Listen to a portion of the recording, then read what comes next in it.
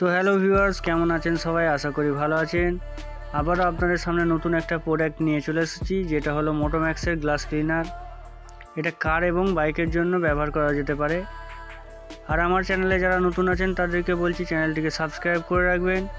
আরও নতুন প্রোডাক্ট নিয়ে নতুন ভিডিও নিয়ে আপনাদের সামনে আসব, পরবর্তীতে আপনাদের কাজে লাগবে। তো এটা ব্যবহার করার খুবই সহজ উপায়।